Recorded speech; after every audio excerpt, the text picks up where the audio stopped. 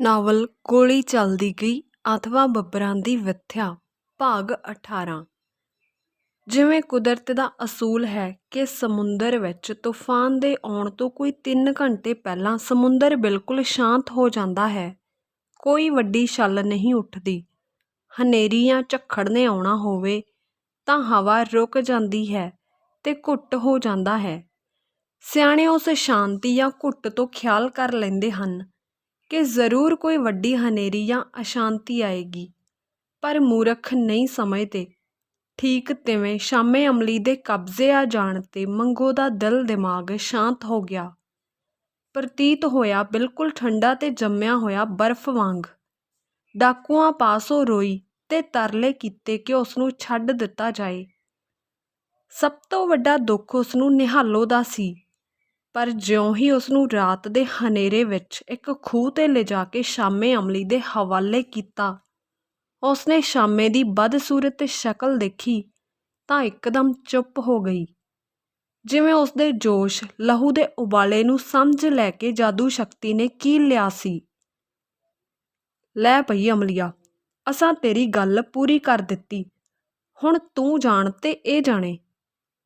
ਇਹ ਆਖ ਕੇ ਵਰਿਆਮ ਸਿੰਘ ਨੇ ਮੰਗੋ ਨੂੰ ਅਮਲੀ ਦੇ ਹਵਾਲੇ ਕਰ ਦਿੱਤਾ ਤੇ ਆਪ ਤੁਰਦੇ ਬਣੇ।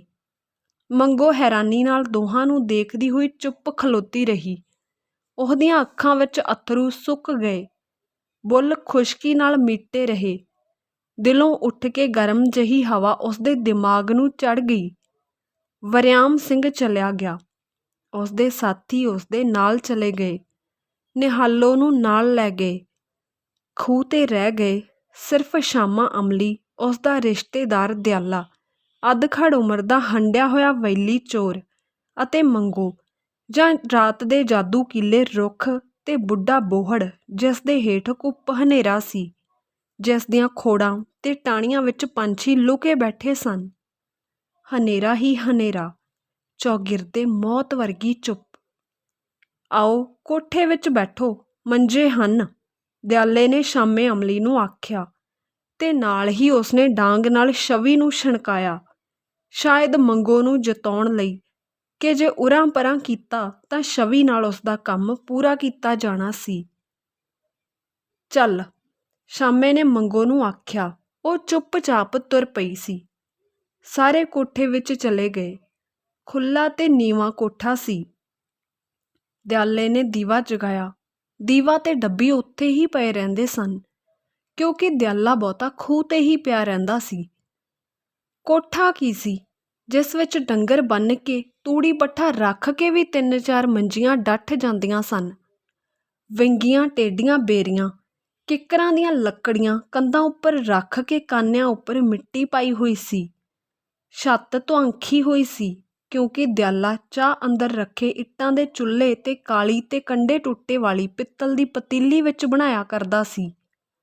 ਉਹ ਪਤੀਲੀ 2 ਗਿਲਾਸ ਤੇ 3 ਕੁ ਕੌਲੀਆਂ ਸਨ, ਅਣਮਾਂਜੀਆਂ ਚੁੱਲ੍ਹੇ ਦੇ ਲਾਗੇ ਹੀ ਪਈਆਂ ਸਨ। ਕੂੜ ਨੂੰ ਵਿਰਲੇ ਫੱਟਿਆਂ ਦਾ ਦਰਵਾਜ਼ਾ ਸੀ। ਦੀਵੇ ਦੀ ਲੋਅ ਵਿੱਚ ਮੰਗੋ ਨੂੰ ਦੋਹਾਂ ਦੀਆਂ ਸ਼ਕਲਾਂ ਡਰਾਉਣੀਆਂ ਲੱਗੀਆਂ। ਉਹ ਉਹਨਾਂ ਵੱਲ ਅੱਖਾਂ ਪਾੜ-ਪਾੜ ਕੇ ਦੇਖਦੀ ਰਹੀ। ਸ਼ਾਮਾ ਕੋਈ ਜਵਾਨ ਨਹੀਂ ਸੀ, ਉਹ 50 ਸਾਲਾਂ ਦੇ ਲਗਭਗ ਹੋਵੇਗਾ। ਅਫੀਮ, ਪੋਸਤ, ਭੰਗ ਤੇ ਸ਼ਰਾਬ ਵਰਗਿਆਂ ਨਸ਼ਿਆਂ ਨੇ ਉਸਦੇ ਲੰਮੇ ਸਰੀਰ ਨੂੰ ਕੋਝਾ ਬਣਾ ਦਿੱਤਾ ਸੀ। ਕਤਰੀ ਹੋਈ ਦਾੜ੍ਹੀ ਨੂੰ ਖਜ਼ਾਬ ਲਾ ਕੇ ਕਾਲਾ ਕੀਤਾ ਹੋਇਆ ਸੀ। ਅੰਦਰ ਵੜੀਆਂ ਅੱਖਾਂ ਵਿੱਚ ਕਾਲਾ ਸੁਰਮਾ ਪਾਇਆ ਹੋਇਆ ਸੀ। ਹੜਬਾਂ ਨਿਕਲੀਆਂ ਹੋਈਆਂ ਸਨ। ਲੱਕ ਵਿੱਚ ਵੀ ਥੋੜ੍ਹਾ ਜਿਹਾ ਕੁੱਬ ਸੀ, ਪਰ ਉਹ ਆਪਣੇ ਆਪ ਨੂੰ ਜਵਾਨ ਗੱਭਰੂ ਸਮਝਦਾ ਸੀ ਤੇ ਰੰਗੀਲਾ ਬਣਦਾ ਸੀ। ਮੰਗੋ ਉਹਨੂੰ ਘ੍ਰਿਣਾ ਕਰਦੀ ਸੀ, ਉਹਦੀ ਸ਼ਕਲ ਨਹੀਂ ਸੀ ਦੇਖਣਾ ਚਾਹੁੰਦੀ। ਕਈ ਵਾਰ ਦੁਰਕਾਰ ਚੁੱਕੀ ਸੀ, ਮੰਦੀਆਂ ਗਾਲਾਂ ਦੇ ਚੁੱਕੀ ਸੀ, ਪਰ ਉਹ ਪਿੱਛਾ ਨਹੀਂ ਸੀ ਛੱਡਦਾ। ਉਸ ਵੱਲ ਵੇਖਦਿਆਂ ਮੰਗੋ ਦੇ ਕੰਨਾਂ ਵਿੱਚ ਉਹ ਬੋਲ ਗੂੰਜ ਉੱਠੇ ਜਿਹੜੇ ਉਸਨੇ ਉਸ ਰਾਤ ਤੋਂ 8 ਦਿਨ ਪਹਿਲਾਂ ਬਾਹਰੋਂ ਆਉਂਦੀ ਮੰਗੋ ਨੂੰ ਇਕੱਲੀ ਦੇਖ ਕੇ ਸ਼ਾਮੇ ਨੇ ਬੋਲੇ ਸਨ। ਮੰਗੋ, ਕਰ ਲੈ ਤੰਗ, ਮਾਰ ਲੈ ਜੁੱਤੀਆਂ, ਪਰ ਯਾਦ ਰੱਖ, ਇੱਕ ਦਿਨ ਮੈਂ ਜ਼ਰੂਰ ਤੈਨੂੰ ਆਪਣੇ ਘਰ ਵਸਾਉਣਾ ਹੈ, ਭਾਵੇਂ ਕੈਦ ਕਿਉਂ ਨਾ ਕੱਟਣੀ ਪਏ। ਚੱਲ ਕੁੱਤਿਆ, ਭੌਂਕਿਆ ਨਾ ਕਰ, ਆਖ ਕੇ ਧੜਕਦੇ ਦਿਲ ਨਾਲ ਕਾਲੀ ਪੈਰ ਪੁੱਟਦੀ ਹੋਈ ਮੰਗੋ ਪਿੰਡ ਆ ਵੜੀ ਸੀ। ਉਸਨੂੰ ਸਾਰੀ ਰਾਤ ਨੀਂਦ ਨਹੀਂ ਸੀ ਆਈ। ਉਸਦੇ ਹਿਰਦੇ ਵਿੱਚ ਅਨੋਖੀ ਲੜਾਈ ਸ਼ੁਰੂ ਹੋ ਗਈ ਸੀ। ਉਹ ਇਹ ਸੋਚਦੀ ਰਹੀ ਕਿ ਕਿਵੇਂ ਉਸ ਕੋਲੋਂ ਪਿੱਛਾ ਛੁਡਾਏ। ਮੰਗੋ ਮੰਜੇ 'ਤੇ ਬੈਠ ਗਈ। ਦਿਆਲਾ ਪਿੰਡ ਨੂੰ ਚਲਾ ਗਿਆ। ਉਸਨੇ ਕੁਝ ਲਿਆਉਣਾ ਸੀ। ਮੰਗੋ ਹੁਣ ਪਿੰਡੋਂ ਆ ਗਈ। ਗੁੱਸਾ ਛੱਡ, ਮੈਂ ਤੇਰਾ ਆਸ਼ਕ ਆਂ, ਮਜਨੂ ਵਰਗਾ। ਖੁਸ਼ੀ ਨਾਲ ਮੇਰੇ ਘਰੇ ਬਹਿ ਜਾ। 4 ਦਿਨ ਸੁੱਖ ਦੇ ਕੱਢ ਲੈ, ਸ਼ਾਮੇ ਨੇ ਆਖਿਆ। ਮੰਗੋ ਚੁੱਪ ਰਹੀ। ਸ਼ਾਮਾ ਉਸਦੇ ਲਾਗੇ ਹੋਇਆ ਉਸਦੇ ਮੋਢੇ 'ਤੇ ਹੱਥ ਰੱਖਣ ਲੱਗਾ ਤਾਂ ਮੰਗੋ ਨੇ ਰੋਕਿਆ। ਹੌਲੀ ਜਿਹੀ ਬੋਲੀ, ਮੈਨੂੰ ਹੱਥ ਨਾ ਲਾ, ਮੇਰੇ ਕਾਲਜੇ ਵਿੱਚ ਵਲ ਪੈ ਰਹੇ ਹਨ। ਢਿੱਡ ਪੀੜ ਹੋ ਰਹੀ ਹੈ, ਕਿਤੇ ਕੁਝ ਹੋ ਨਾ ਜਾਏ। ਜਿਹੜੀ ਕਰਤੂਤ ਤੂੰ ਕੀਤੀ ਸੋ ਚੰਗੀ ਕੀਤੀ, ਮੇਰੇ ਝਾਟੇ ਖੇ ਪਾ ਦਿੱਤੀ। ਜੱਗ ਵਿੱਚ ਨਾ ਨਸ਼ਟ ਕਰ ਦਿੱਤਾ, ਹੁਣ ਜਾਨ ਨਾ ਲੈ। ਇਹ ਸੁਣ ਕੇ ਮੂਰਖ ਅਮਲੀ ਖੁਸ਼ ਹੋ ਗਿਆ। ਉਸਦੀਆਂ ਅੱਖਾਂ ਚਮਕੀਆਂ, ਸੁੱਕੇ ਬੁੱਲ੍ਹ ਮੁਸਕਰਾਏ ਤੇ ਵਰਾਸ਼ਾਂ ਖੁੱਲ੍ਹੀਆਂ। ਮੈਂ ਜਾਨ ਕਿਉਂ ਲੈਣੀ ਏ ਸੁੱਖੀ ਸਾਂਦੀ, ਤੇਰਾ ਤਾਂ ਹੱਥ ਬੱਧੀ ਗੁਲਾਮ ਰਹਾਂਗਾ। ਤੂੰ ਮੇਰੇ ਦਿਲ ਦੀ ਹਾਲਤ ਨਹੀਂ ਜਾਣਦੀ। ਮੈਂ ਤਾਂ ਸ਼ਾਮਾ ਅਮਲੀ ਬੋਲੀ ਗਿਆ। ਉਹ ਤਾਂ ਕਾਮ ਵਾਸ਼ਨਾ ਦਾ ਪੁਤਲਾ ਸੀ। ਕਾਮ ਵਾਸ਼ਨਾ ਉਸਦੇ ਤਨ ਨੂੰ ਅੱਗ ਲਾਈ ਜਾਂਦੀ ਸੀ ਤੇ ਉਹ ਸਿਰ ਤੋਂ ਪੈਰਾਂ ਤੱਕ ਬੋਲਣ ਲੱਗਾ ਸੀ। ਇੱਕ ਰਾਤ, ਦੂਸਰੇ ਖੂਹ, ਤੀਸਰੀ ਮੰਗੋ ਉਸ ਕੋਲ ਇਕੱਲੀ, ਆਪਣੇ ਪਿੰਡੋਂ ਦੂਰ। ਫਿਰ ਭਲਾ ਉਹ ਕਿਵੇਂ ਰੁਕਦਾ? ਉਹ ਤਾਂ ਭੁੱਖੇ ਬਘਿਆੜ ਵਾਂਗ ਮੰਗੋ ਨੂੰ ਖਾ ਜਾਣਾ ਚਾਹੁੰਦਾ ਸੀ। ਉਸਦੇ ਹੱਥ ਅੱਗੇ ਵਧੇ, ਲੰਮੇ ਸਮੇਂ ਦੀਆਂ ਠੰਡਾਂ ਵਿੱਚ ਝੁਰੜੇ ਹੋਏ ਹੱਥ ਲੱਕੜਾਂ ਵਰਗੇ। ਮੰਗੋ, ਕੱਲ੍ਹ ਮੈਂ ਤੇਰੇ 'ਤੇ ਚਾਦਰ ਪਾਵਾਂਗਾ। ਥੋੜ੍ਹੇ ਦਿਨ ਬਾਹਰ ਰਹਿ ਕੇ ਘਰ ਮੁੜ ਚੱਲਾਂਗੇ। ਲੋਕੀ ਕੀ ਆਖ ਲੈਣਗੇ? ਹੁਣ ਤਾਂ ਜੋ ਹੋਣਾ ਸੀ ਸੋ ਹੋ ਗਿਆ। ਸ਼ਾਮਾ ਅਮਲੀ ਬੋਲੀ ਗਿਆ ਤੇ ਮੰਗੋ ਦੇ ਲਾਗੇ ਹੁੰਦਾ ਗਿਆ। ਉਹ ਖੂਹ ਤੇ ਪਿੰਡੋਂ ਦੂਰ ਸੀ। ਸਮਾਂ ਰਾਤ ਦਾ ਸੀ। ਉਸਨੂੰ ਡਰ ਕੀ, ਖੂਹ ਤੇ ਉਸਦਾ ਯਾਰ ਦਿਆਲੇ ਦਾ ਸੀ। ਰੱਬ ਨੇ ਤੀਵੀਂ ਦਾ ਦਿਲ ਬਣਾਉਣ ਲੱਗਿਆਂ ਕਈ ਗੁਪਤ ਵਿਸ਼ੇਸ਼ਤਾਵਾਂ ਰੱਖੀਆਂ ਹਨ। ਅੱਜ ਤੱਕ ਕੋਈ ਵਿਗਿਆਨਕ ਭੇਤ ਨਹੀਂ ਪਾ ਸਕਿਆ। ਤੀਵੀਂ ਮੋਮ ਵਾਂਗ ਨਰਮ ਵੀ ਹੈ ਤੇ ਪੱਥਰ ਵਾਂਗ ਕਰੜੀ, ਦਇਆ ਦੀ ਪੁਤਲੀ ਤੇ ਤਤਕਾਲ ਵੀ ਹੈ, ਧਰਮ ਦੀ ਦੇਵੀ ਵੀ ਤੇ ਸ਼ੈਤਾਨ ਦੀ ਭੈਣ ਵੀ, ਡਰਾਕਲ ਵੀ ਤੇ ਚੰਡਿਕਾ ਵੀ। ਕਿਹੜੇ ਸਮੇਂ ਕੀ ਬਣ ਜਾਂਦੀ ਹੈ ਇਹ ਕਿਸੇ ਨੂੰ ਕੁਝ ਪਤਾ ਨਹੀਂ ਲੱਗਦਾ। ਇਸ਼ਰਾਂ ਵਾਂਗ ਪੁੱਤਰ ਬਦਲੇ ਅੰਨੀ ਵੀ ਹੋ ਸਕਦੀ ਹੈ ਤੇ ਪੂਰਨ ਵਰਗਾ ਧਰਮੀ ਪੁੱਤਰ ਛੱਡ ਕੇ ਘਰੋਂ ਵੀ ਨਿਕਲ ਸਕਦੀ ਹੈ। ਮੰਗੋ ਦੇ ਦਿਲ ਦਿਮਾਗ ਦੀ ਹਾਲਤ ਨੂੰ ਸ਼ਾਮਾ ਨਹੀਂ ਸੀ ਸਮਝਦਾ, ਨਾ ਸਮਝ ਹੀ ਸਕਦਾ ਸੀ। ਉਹ ਤਾਂ ਕਾਮ ਵਾਸ਼ਨਾ ਦੀ ਜਵਾਲਾ ਨਾਲ ਸੜ ਰਿਹਾ ਸੀ। ਮੰਗੋ ਨੂੰ ਚੱਬ ਜਾਣਾ ਚਾਹੁੰਦਾ ਸੀ। ਮੰਗੋ ਚੁੱਪ ਸੀ। ਉਹ ਅਡੋਲ ਸੀ, ਇਸ ਕਰਕੇ ਨਹੀਂ ਕਿ ਉਹ ਡਰ ਗਈ ਸੀ, ਸਗੋਂ ਉਸਦੇ ਅੰਦਰ ਗੁੱਸੇ ਤੇ ਬਦਲੇ ਦੀ ਅੱਗ ਹੌਲੀ-ਹੌਲੀ ਮੱਗ ਕੇ ਇੱਕ ਭਾਂਬੜ ਦਾ ਰੂਪ ਧਾਰਨ ਕਰ ਰਹੀ ਸੀ। ਉਹ ਸ਼ਾਮੇ ਵੱਲ ਦੇਖੀ ਜਾਂਦੀ, ਉਸਦੀਆਂ ਗੱਲਾਂ ਸੁਣੀ ਜਾਂਦੀ ਸੀ ਜਿਹੜੀਆਂ ਉਸਨੂੰ ਸੁਣਨੀਆਂ ਨਹੀਂ ਸਨ ਚਾਹੀਦੀਆਂ। ਸ਼ਾਮਾ ਇਸ ਭੈ ਨਾਲ ਵਿਆਕੁਲ ਸੀ ਕਿ ਦਿਨ ਨਾ ਚੜ੍ਹ ਜਾਏ। ਦਿਨ ਚੜ੍ਹੇ ਕੀ ਪਤਾ ਕੀ ਹੋਣਾ ਸੀ। ਉਹ ਰਾਤ ਹੀ ਤਾਂ ਉਸ ਵਾਸਤੇ ਕੀਮਤੀ ਸੀ। ਮੰਗੋ ਉੱਤੇ ਉਸਦਾ ਕਬਜ਼ਾ ਸੀ। ਸ਼ਾਮਾ ਆਪਣੇ ਅਸਲੀ ਰੂਪ ਵਿੱਚ ਪ੍ਰਗਟ ਹੋ ਗਿਆ। ਉਸਨੇ ਮੰਗੋ ਦੀ ਬਾਂਹ ਫੜੀ। ਮੰਗੋ ਨੇ ਮਹਿਸੂਸ ਕੀਤਾ ਉਸਦੀ ਬਾਂਹ ਫੜੀ ਗਈ ਹੈ। ਉਸੇ ਤਰ੍ਹਾਂ ਜਿਵੇਂ ਸੱਪਣੀ ਨਾਗਿਨ ਅਨੁਭਵ ਕਰਦੀ ਹੈ ਕਿ ਕਿਸੇ ਨੇ ਉਸਦੇ ਤਨ ਨੂੰ ਛੋਹਿਆ ਹੈ ਤੇ ਉਹ ਜ਼ਹਿਰੀਲਾ ਡੰਗ ਮਾਰੇ। ਮੰਗੋ ਨੇ ਇੱਕ ਵਾਰ ਬਲਦੀਆਂ ਅੱਖਾਂ ਨਾਲ ਸ਼ਾਮੇ ਵੱਲ ਦੇਖਿਆ। ਮੰਦੇ ਵਿਚਾਰ ਨਾਲ ਬਾਂਹ ਫੜਨ ਦੇ ਛੋਹਣ ਤੇ ਉਸਦੇ ਤਨ ਮਨ ਵਿੱਚ ਅੱਗ ਬਲ ਉੱਠੀ, ਵਾਸ਼ਨਾ ਦੀ ਨਹੀਂ, ਕ੍ਰੋਧ ਦੀ, ਜਿਸ ਦੇ ਪਿੱਛੇ ਸੱਤ, ਧਰਮ, ਅਣਖ ਤੇ ਇਸਤਰੀ ਸਵੈ ਸਤਿਕਾਰ ਦਾ ਬਲ ਸੀ। ਮੇਰੀ ਬਾਂਹ ਛੱਡ ਦੇ, ਇਹ ਚੰਗਾ ਏ, ਚੁੱਪ ਕਰਕੇ ਰਾਤ ਕੱਟ ਲੈ, ਅੱਜ ਦੀ ਰਾਤ। ਇਹ ਆਖ ਕੇ ਮੰਗੋ ਨੇ ਸੱਜੇ ਹੱਥ ਦੀ ਮੁੱਕੀ ਅਮਲੀ ਦੇ ਉਸ ਗੁੱਟ 'ਤੇ ਮਾਰੀ ਜਿਸ ਨਾਲ ਉਸਨੇ ਮੰਗੋ ਦੇ ਖੱਬੇ ਹੱਥ ਨੂੰ ਘੁੱਟਿਆ ਸੀ ਤੇ ਆਪਣੇ ਵੱਲ ਖਿੱਚਣ ਲੱਗਾ ਸੀ। ਬਾਹਰ ਖੜਕਾ ਹੋਇਆ। ਕਿਸੇ ਦੇ ਖੰਘਣ ਦੀ ਆਵਾਜ਼ ਆਈ। ਸ਼ਾਮੇ ਨੇ ਹੱਥ ਛੱਡ ਦਿੱਤਾ। ਉਹ ਚੁੱਪ ਹੋ ਕੇ ਬਾਹਰ ਦੀ ਬੌੜ ਲੈਣ ਲੱਗਾ। ਫਿਰ ਖੰਘੂਰਾ ਵੱਜਿਆ ਤੇ ਪੈਰਾਂ ਦਾ ਖੜਾਕ ਹੋਇਆ। ਬਾਹਰ ਹਨੇਰਾ ਸੀ ਤੇ ਅੰਦਰ ਚਾਨਣ। ਖਿੜਕੇ ਢੁੱਕੇ ਹੋਏ ਸਨ। ਕੋਈ ਆਇਆ, ਮੰਗੋ ਨੇ ਉੱਚੀ ਆਵਾਜ਼ ਵਿੱਚ ਆਖਿਆ। ਉਹ ਤਾਂ ਨੱਸ ਕੇ ਬਾਹਰ ਜਾਣਾ ਚਾਹੁੰਦੀ ਸੀ ਜਾਂ ਸ਼ਾਮੇ ਦੇ ਗਲ ਨੂੰ ਆਪਣੇ ਦੋਹਾਂ ਹੱਥਾਂ ਵਿੱਚ ਘੁੱਟ ਕੇ ਮਾਰ ਸੁੱਟਣਾ ਚਾਹੁੰਦੀ ਸੀ। ਉਹ ਖੂਨ ਕਰਨ 'ਤੇ ਤੁਲੀ ਹੋਈ ਸੀ। ਚੁੱਪ ਕਰ, ਕਿਤੇ ਪੁਲਿਸ ਵਾਲੇ ਨਾ ਹੋਣ। ਉਹ ਵੀ ਬੱਬਰਾਂ ਨੂੰ ਲੱਭਦੇ ਫਿਰਦੇ ਹਨ। ਜੇ ਅਸੀਂ ਹੱਥ ਆ ਗਏ ਤਾਂ ਉਹ ਧਰਮੂ ਦਾ ਪਤਾ ਪੁੱਛਣਗੇ। ਕੀ ਦੱਸਾਂਗੇ? ਮੈਂ ਤੇਰਾ ਦੁਸ਼ਮਣ ਨਹੀਂ, ਪ੍ਰੇਮੀ ਜੇ। ਮੇਰੇ ਆਖੇ ਲੱਗ ਜਾਂਦੀਓ ਤਾਂ ਇੱਥੋਂ ਤੱਕ ਨੌਬਤ ਨਾ ਪਹੁੰਚਦੀ। ਔਂਤਰਿਆ ਚੁੱਪ ਰਹੋ। ਪੁਲਸੀਏ ਹੋਣ ਜਾਂ ਡਾਕੂ, ਮੈਂ ਤਾਂ ਰੌਲਾ ਪਾਵਾਂਗੀ।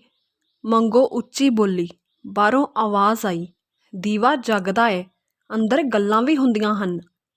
ਇਸ ਦੇ ਨਾਲ ਹੀ ਬੂਹੇ ਨੂੰ ਧੱਕਾ ਵੱਜਾ ਤੇ ਆਵਾਜ਼ ਆਈ, ਕੌਣ ਹੈ ਓਏ ਅੰਦਰ? ਬੂਹਾ ਖੋਲ੍ਹੋ। ਮੰਗੋ ਉੱਠਣ ਲੱਗੀ ਤਾਂ ਸ਼ਾਮੇ ਨੇ ਰੋਕਿਆ। ਹੌਲੀ ਜਿਹੀ ਆਖਿਆ, ਮੈਂ ਦੇਖਦਾ ਆਂ, ਤੂੰ ਪਾਸੇ ਹੋ ਜਾ। ਅੱਗੇ ਕੁੜ ਵਿੱਚ ਲੁਕ ਜਾ, ਪੁਲਸੀਏ ਜਾਪਦੇ ਨੇ। ਬਾਹਰਲਿਆਂ ਨੇ ਸ਼ਾਇਦ ਅਮਲੀ ਦਾ ਬੋਲ ਸੁਣ ਲਿਆ। ਉਹਨਾਂ ਆਵਾਜ਼ ਦਿੱਤੀ, ਪੁਲਸੀਏ ਦਿਆ ਪੁੱਤਰਾ, ਬੂਹਾ ਖੋਲ੍ਹ ਨਹੀਂ ਤੇ ਲੱਗੇ ਹੀ ਖਿੜਕੀ ਤੋੜਨ। ਸ਼ਾਮੇ ਅਮਲੀ ਦੇ ਸਿਰ ਪੱਥਰ ਪੈ ਗਏ। ਉਸ ਦੇ ਮਨ ਦੀਆਂ ਮਨ ਵਿੱਚ ਰਹੀਆਂ। ਉਲਟੇ ਲੈਣੇ ਦੇ ਦੇਣੇ ਪੈ ਗਏ। ਵਾਸ਼ਨਾ ਦਾ ਲਹੂ ਠੰਡਾ ਹੋ ਗਿਆ। ਉੱਠਿਆ, ਕੁੰਡੀ ਖੋਲ੍ਹੀ। ਪੁਲਿਸ ਵਾਲੇ? ਉਸ ਦੇ ਮੂੰਹੋਂ ਆਪੇ ਹੀ ਨਿਕਲ ਗਿਆ। ਪੁਲਿਸ ਵਾਲੇ ਬੋਲੇ, ਤੂੰ ਕੌਣ ਹੈ? ਤੇਰੇ ਨਾਲ ਇਹ ਤੀਵੀਂ ਕੌਣ ਹੈ? ਦੋ ਬੰਦੇ ਅੱਗੇ ਤੇ ਦੋ ਪਿੱਛੇ ਰਹੇ। ਉਹਨਾਂ ਨੇ ਘੋੜੀਆਂ ਫੜੀਆਂ ਹੋਈਆਂ ਸਨ। 4 ਪੁਲਸੀਏ ਸਨ, 1 ਹੌਲਦਾਰ ਤੇ 3 ਸਿਪਾਹੀ। ਉਹਨਾਂ ਚੌਹਾਂ ਕੋਲ ਪੱਕੀਆਂ ਬੰਦੂਕਾਂ ਸਨ। ਕੰਮ ਉਹਨਾਂ ਦਾ ਖਤਰੇ ਭਰਿਆ ਸੀ। ਜੀ ਸੰਤੋ ਏ ਸੰਤੋ। ਸ਼ਾਮੇ ਨੂੰ ਕੁਝ ਦੱਸਣਾ ਹੀ ਪਿਆ। ਤੇਰੀ ਕੀ ਲੱਗਦੀ ਹੈ? ਮੇਰੀ ਸ਼ਾਮਾ ਘਬਰਾ ਗਿਆ। ਉਹ ਕੀ ਦੱਸੇ? ਹਵਲਦਾਰ ਕੁਝ ਛਿੱਥਾਂ ਪੈ ਕੇ ਬੋਲਿਆ, ਹਾਂ ਤੇਰੀ, ਛੇਤੀ ਦੱਸ। ਜੀ ਦਿਆ ਪੁੱਤਰਾ, ਬੋਲ ਵੀ। ਕੀ ਤੂੰ ਇਸ ਨੂੰ ਉਧਾਲੀ ਫਿਰਦਾ ਹੈ? ਸ਼ਾਮੇ ਦਾ ਸਾਰਾ ਨਸ਼ਾ ਲੱਥ ਗਿਆ। ਅਫੀਮ ਦਾ ਨਸ਼ਾ ਤੇ ਇਸ਼ਕ ਦਾ ਨਸ਼ਾ ਇੱਕਦਮ ਉਤਰ ਗਿਆ। ਉਸ ਸਮੇਂ ਦੀ ਪੁਲਿਸ ਦੇ ਵਤੀਰੇ ਨੂੰ ਉਹ ਚੰਗੀ ਤਰ੍ਹਾਂ ਜਾਣਦਾ ਸੀ। ਮੰਗੋ ਚੁੱਪ ਰਹੀ। ਉਹ ਸਿਰ ਨੀਵਾਂ ਕਰਕੇ ਸੋਚੀ ਜਾ ਰਹੀ ਸੀ ਕਿ ਸਾਰਾ ਭੇਤ ਪ੍ਰਗਟ ਕਰੇ ਜਾਂ ਨਾ ਕਰੇ। ਕੁਝ ਇਸ ਗੱਲ ਨੇ ਵੀ ਝਿਜਕ ਵਿੱਚ ਸੁੱਟ ਦਿੱਤਾ, ਜੇ ਸ਼ਾਮੇ ਨੇ ਉਸ ਦਾ ਨਾਂ ਸੰਤੋ ਪੁਲਿਸ ਵਾਲਿਆਂ ਨੂੰ ਦੱਸਿਆ। ਸ਼ਾਮੇ ਨੇ ਝੂਠ ਬੋਲਿਆ। ਕਿਉਂ? ਸ਼ਾਇਦ ਇਸ ਲਈ ਕਿ ਉਹ ਆਪਣੇ ਤੇ ਮੰਗੋ ਦਾ ਬਚਾਅ ਕਰਨਾ ਚਾਹੁੰਦਾ ਸੀ। ਮੰਗੋ ਇੱਕ ਬਾਗੀ ਬੱਬਰ ਦੀ ਮਾਂ ਸੀ। ਪੁਲਿਸ ਦੇ ਹੱਥ ਆਇਆਂ ਜ਼ਰੂਰੀ ਸੀ ਕਿ ਜਿੱਥੇ ਪੁਲਿਸ ਨੇ ਉਧਾਲੇ ਦਾ ਮੁਕੱਦਮਾ ਹੱਥ ਲੈਣਾ ਸੀ, ਉੱਥੇ ਧਰਮ ਸਿੰਘ ਬਾਰੇ ਵੀ ਪੁੱਛ-ਗਿੱਛ ਕਰਨੀ ਸੀ। ਉਸ ਦੇ ਹਿਰਦੇ ਵਿੱਚ ਅਨੋਖੀ ਜੰਗ ਛਿੜ ਗਈ। ਇੱਕ ਪਾਸੇ ਸੀ ਸ਼ਾਮਾ, ਜਿਹੜਾ ਉਸ ਦਾ ਇਸਤਰੀ ਧਰਮ ਲੁੱਟ ਕੇ ਉਸ ਦਾ ਜੀਵਨ ਨਸ਼ਟ ਕਰਨਾ ਚਾਹੁੰਦਾ ਸੀ। ਕੁਝ ਕਰਾ ਦਿੱਤਾ ਸੀ ਡਾਕੂਆਂ ਕੋਲੋਂ, ਘਰੋਂ ਚੁਕਵਾ ਕੇ। ਉਸ ਨੂੰ ਇਹ ਵੀ ਗੁੱਸਾ ਸੀ ਕਿ ਸ਼ਾਮੇ ਦੀ ਸ਼ੈਤਾਨੀ ਨਾਲ ਹੀ ਨਿਹਾਲੋ ਕੰਵਾਰੀ ਮਾਸੂਮ ਲੜਕੀ ਡਾਕੂਆਂ ਦੇ ਪੰਜੇ ਵਿੱਚ ਫਸੀ। ਉਸ ਨਾਲ ਕੀ ਬੀਤੇਗੀ, ਇਹ ਸੋਚ ਕੇ ਉਸ ਦੇ ਸਰੀਰ ਨੂੰ ਕੰਬਣੀ ਆ ਗਈ। ਸ਼ਾਮਾ ਉਸ ਨੂੰ ਇੱਕ ਖੂਨੀ, ਡਾਕੂ ਤੇ ਅਤਿਆਚਾਰੀ ਜਮਦੂਤ ਪ੍ਰਤੀਤ ਹੋਇਆ। ਨਫ਼ਰਤ ਦੀ ਅੱਗ ਇੱਕ ਭਾਂਬੜ ਬਣ ਕੇ ਬਲ ਉੱਠੀ। ਮੰਗੋ ਦਾ ਸਾਰਾ ਸਰੀਰ ਲੂਈ ਕੰਡੇ ਹੋ ਗਿਆ। ਉਸ ਦੇ ਕਲੇਜੇ ਦਾ ਰੁੱਗ ਭਰਿਆ ਗਿਆ। ਪੀੜਾ ਨਾਲ ਵਿਆਕੁਲ ਹੋਈ ਉਹ ਡੱਡਿਆ ਕੇ ਬੋਲੀ, ਮੇਰਾ ਨਾਂ ਸੰਤੋ ਨਹੀਂ, ਮੰਗੋ ਹੈ, ਮੰਗੋ। ਮੈਂ ਆਦਮਪੁਰ ਤੋਂ ਆਂ। ਇਹ ਸ਼ਾਮਾ ਅਮਲੀ ਹੈ। ਮੇਰਾ ਕੁਝ ਨਹੀਂ ਲੱਗਦਾ, ਕੁਝ ਨਹੀਂ ਲੱਗਦਾ। ਰਾਤ ਦੀ ਚੁੱਪ ਟੁੱਟੀ। ਮੰਗੋ ਦੇ ਬੋਲਾਂ ਨਾਲ ਧਰਤੀ ਗੂੰਜ ਉੱਠੀ। ਸ਼ਾਮੇ ਦੇ ਦੰਦ ਜੁੜ ਗਏ। ਉਸ ਦੇ ਬੁੱਲ੍ਹ ਖੁਸ਼ਕ ਹੋ ਗਏ। ਅਫੀਮ ਦਾ ਨਸ਼ਾ ਉਤਰ ਗਿਆ, ਸੰਗ ਸੁੱਕ ਗਿਆ। ਉਹਦਾ ਸਾਹ ਰੁਕਣ ਲੱਗਾ। ਉਹ ਬਿੱਟ-ਬਿੱਟ ਮੰਗੋ ਵੱਲ ਵੇਖਣ ਲੱਗ ਪਿਆ। ਤੇਰਾ ਕੁਝ ਨਹੀਂ ਲੱਗਦਾ ਤਾਂ ਤੂੰ ਇੱਥੇ ਕਿਵੇਂ ਆਈ? ਹਿੱਸ ਚੰਦਰੇ ਸ਼ਾਮੇ ਨੇ ਡਾਕੂਆਂ ਨਾਲ ਮਿਲ ਕੇ ਡਾਕਾ ਮਰਵਾਇਆ। ਆਪ ਵੀ ਨਾਲ ਸੀ। ਡਾਕੂ ਪਿੰਡ ਨੂੰ ਲੁੱਟ ਕੇ ਮੈਨੂੰ ਤੇ ਇੱਕ ਕੁੜੀ ਨਿਹਾਲੋ ਨੂੰ ਚੁੱਕ ਲਿਆਏ। ਮੈਨੂੰ ਇਸ ਦੇ ਹਵਾਲੇ ਕਰ ਗਏ ਤੇ ਨਿਹਾਲੋ ਨੂੰ ਨਾਲ ਲੈ ਗਏ। ਇਸ ਵੈਲੀ ਦਾ ਕੋਈ ਜਾਣੂ ਹੈ ਦਿਆਲਾ ਚੋਰ, ਜਿਸ ਦਾ ਇਹ ਖੂਹ ਹੈ। ਦੋਵੇਂ ਮੈਨੂੰ ਇੱਥੇ ਲੈ ਆਏ। ਉਹ ਤਾਂ ਪਿੰਡ ਨੂੰ ਚਲਾ ਗਿਆ ਈ। ਤੇ ਇਹ ਕੀ? ਕੀ ਦੱਸਾਂ, ਮੈਨੂੰ ਤੰਗ ਕਰਨ ਲੱਗਾ ਸੀ, ਤੁਸੀਂ ਆ ਗਏ। ਬਚਾਓ, ਮੈਨੂੰ ਬਚਾਓ ਇਸ ਕਸਾਈ ਕੋਲੋਂ। ਕਿਉਂ ਏ ਅਮਲੀਆ, ਜੋ ਕੁਝ ਇਹ ਆਖਦੀ ਆ ਸੋ ਠੀਕ ਹੈ? ਹਵਲਦਾਰ ਸ਼ਾਮੇ ਵੱਲ ਹੋ ਗਿਆ। ਸ਼ਾਮਾ ਕੀ ਆਖੇ, ਕਿਵੇਂ ਝੂਠੀ ਕਹਾਣੀ ਘੜੇ। ਉਸਦੀ ਸੋਚ ਸ਼ਕਤੀ ਸੌਂ ਗਈ। ਉਹ ਚੁੱਪ ਰਿਹਾ। ਫੜ ਓਏ, ਕੱਢ ਬਾਹਰ ਤੇ ਰਤਾ ਲੰਮਿਆਂ ਪਾ। ਦੇਖ ਫਿਰ ਸਭ ਕੁਝ ਦੱਸਦਾ। ਸ਼ਾਮਾ ਕੰਬ ਗਿਆ। ਜੋ ਕੁਝ ਦੱਸਦੀ ਆ ਸੋ ਠੀਕ ਹੈ, ਸ਼ਾਮਾ ਬੋਲ ਪਿਆ। ਉਹ ਡਾਕੂ ਕਿਹੜੇ ਸਨ? ਜੀ, ਵਰਿਆਮੇ ਦੀ ਟੋਲੀ। ਵਰਿਆਮ ਸਿਉਂ ਦੀ। ਜੀ ਸਰਕਾਰ। ਮੋਤੀਆਂ ਵਾਲਿਓ, ਮੈਂ ਤਾਂ ਪੁਲਿਸ ਦਾ ਵਫਾਦਾਰ ਆਂ, ਸੇਵਕ ਆਂ। ਇਹ ਕੀ? ਉਹ ਚੁੱਪ ਹੋ ਗਿਆ। ਹਵਲਦਾਰ ਜੀ, ਇਹਨਾਂ ਨੂੰ ਪਿੰਡ ਲੈ ਚੱਲੋ। ਫੜੋ ਦਿਆਲੇ ਬਦਮਾਸ਼ ਨੂੰ। ਇਹਨਾਂ ਤਾਂ ਲੁੱਟ ਮਚਾਈ ਹੋਈ ਐ। ਅਸਾਂ ਲੋਕਾਂ ਦੀ ਸ਼ਾਮ ਲਿਆਉਂਦੇ ਹਨ, ਸਿਪਾਹੀ ਨੇ ਆਖਿਆ। ਮੰਗੋ ਦੀ ਤਲਾਸ਼ੀ ਲਈ। ਕੋਈ ਖਤਰਨਾਕ ਹਥਿਆਰ ਨਾ ਮਿਲਿਆ, ਪਰ ਦੇਸੀ ਸ਼ਰਾਬ ਦੀਆਂ 2 ਬੋਤਲਾਂ ਕੱਖਾਂ ਓਹਲੇ ਰੱਖੀਆਂ ਹੋਈਆਂ ਮਿਲ ਗਈਆਂ। ਉਹਨਾਂ ਨੂੰ ਚੁੱਕ ਕੇ ਦਿਆਲੇ ਵੱਲ ਤੁਰ ਪਏ। ਰਾਤ ਦੀ ਚੁੱਪ ਜਾਦੂਗਰੀ ਨਾਲ ਕੀਲੀ ਹੋਈ ਬਨਸਪਤੀ ਸੁੱਤੀ ਪਈ ਸੀ। ਪੰਛੀ ਸੁੱਤੇ ਹੋਏ ਸਨ। ਆਕਾਸ਼ ਉੱਤੇ ਤਾਰੇ ਦਲਕਦੇ ਸਨ। ਪਿੰਡ ਵਿੱਚੋਂ ਕੁੱਤੇ ਭੌਂਕਣ ਦੀ ਆਵਾਜ਼ ਆਉਂਦੀ ਸੀ। 4 ਪੁਲਸੀਏ, ਸ਼ਾਮੇ ਤੇ ਮੰਗੋ ਦੇ ਪੈਰਾਂ ਦਾ ਖੜਕਾ ਰਾਤ ਨੂੰ ਸ਼ਾਂਤ ਵਾਤਾਵਰਨ ਵਿੱਚ ਸੁਣਾਈ ਦਿੰਦਾ ਸੀ। ਧੰਨਵਾਦ।